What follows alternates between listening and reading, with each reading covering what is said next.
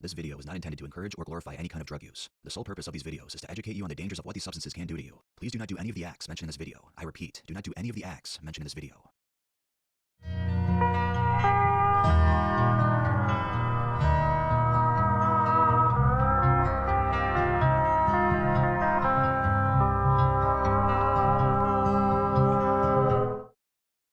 Welcome to the world of Tales from the Trip.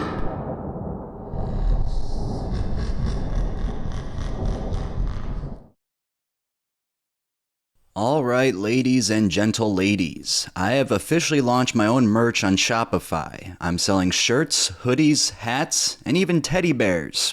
I've been wanting to do this for a very long time and it took me hours to set up, but it's finally here. I'll be adding more merch when the time comes, but I created these myself and will get a real artist to do more in the future.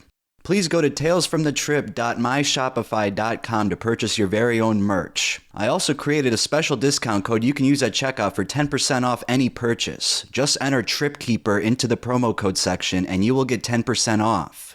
I will also be looking for ideas for future products as nothing is set in stone, so please comment down below what else you'd like to see. Again, please go to talesfromthetrip.myshopify.com. The link will be in the description box below and I will connect it to my YouTube account as well. I hope you all have a wonderful day and stay safe out there.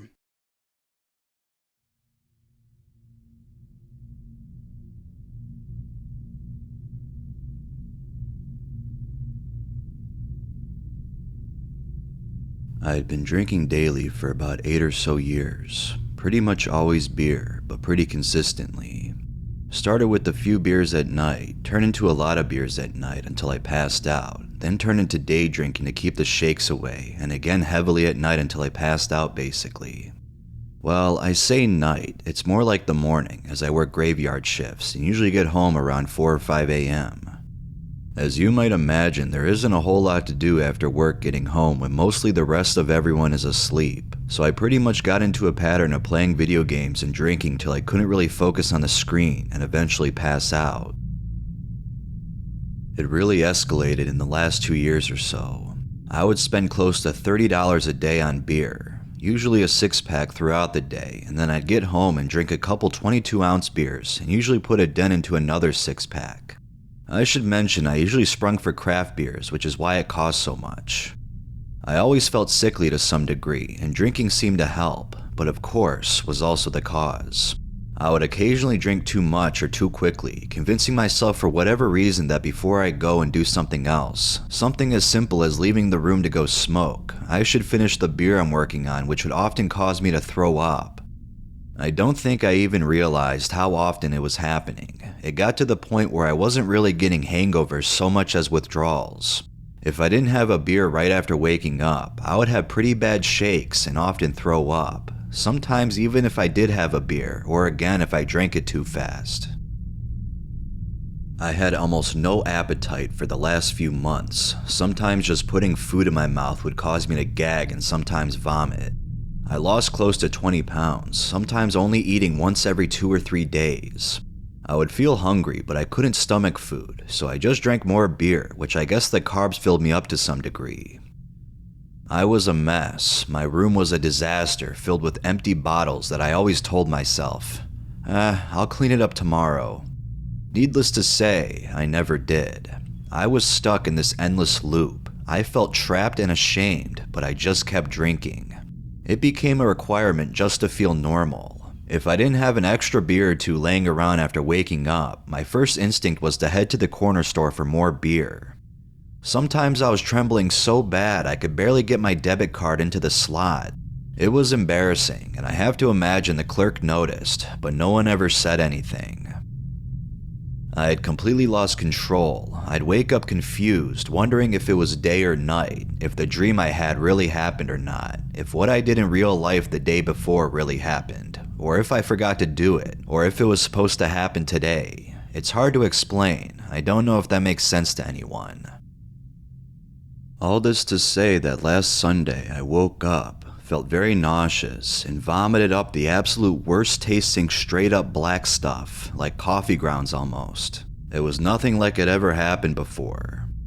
My immediate thought was, uh-oh, but I tried to rationalize it as like maybe I ate something weird. I hadn't eaten in days though, or my body was expelling toxins, or just kind of grabbing at straws to try and convince myself nothing was wrong, and I went back to bed.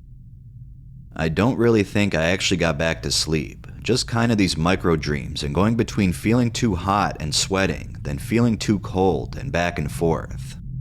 About 2 hours later, I rolled onto my back and with very little warning, vomited again, quite violently. This time, it was a mix of black stuff and dark red blood. That's when I knew something was very, very wrong and there was no rationalizing it. This was bad. Obviously, I was scared as hell. My girlfriend was awake and outside. I went to her, trembling partly from terror, and I'm sure partly because I hadn't drank anything yet, and told her what had happened and that, I think we should go to the hospital. She went upstairs and saw the bloody mess on my sheets and floor. We immediately went to the ER. By the time the first doctor saw me, I was sweating through my clothes and white as a ghost. I explained what happened and was pretty quick to tell him that I'm pretty much a full-blown alcoholic. I'm glad I was honest. Side note, definitely be honest if you see a doctor. You have nothing to lose. They are not going to judge you. They are there to help. So they noticed the trembling right away and I was pretty quickly hooked up to fluids, but they weren't 100% sure what caused the bloody vomit. This part is kind of a blur, but I was fairly quickly wheelchaired from the ER into the actual hospital and put into another room where more tests were done. Honestly, I can't remember all that went on. It was pretty obvious though that I would need to stay overnight, so I was wheeled into a more permanent room and was hooked up to a couple IVs. One was for fluids, the other was for the withdrawals. I think I was given a few different pills as well. This all happened between like 10 a.m. to about 4 p.m. I pretty much just slept the rest of that day. I'll try and wrap up the hospital experience here. I ended up spending 4 days in the hospital. They figured out after being anesthetized and a thing put down my throat that I had a large tear in my esophagus. They fixed that on the second day, and I spent the next 2 days on a combination of drugs to deal with the withdrawals. Without professional help, and monitoring withdrawals can get so bad they can cause seizures and all sorts of bad stuff, but I'm sure most of you guys know that.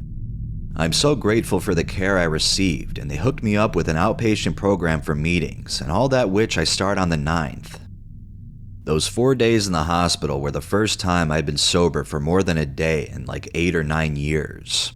It took a scary as hell experience in 4 days in the hospital, but I've now been sober for just about 10 days. It doesn't sound like much, but it's a huge deal for me, and honestly, I haven't felt this good in as long as I can remember.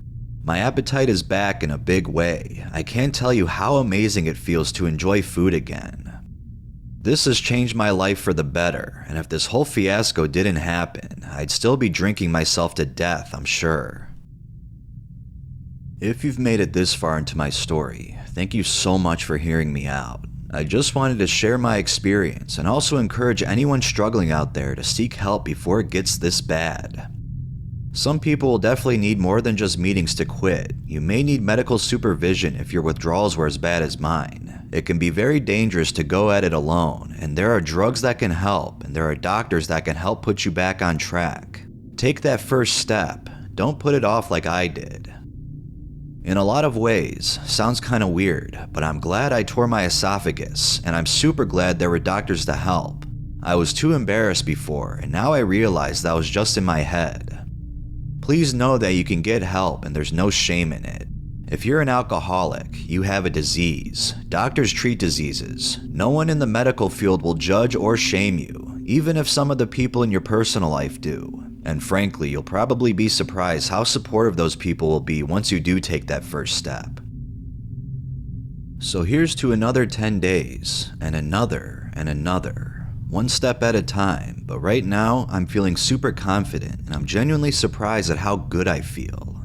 I still get some shakes, but I'm taking gabapentin during the day and trazodone at night, and I couldn't get through this without it.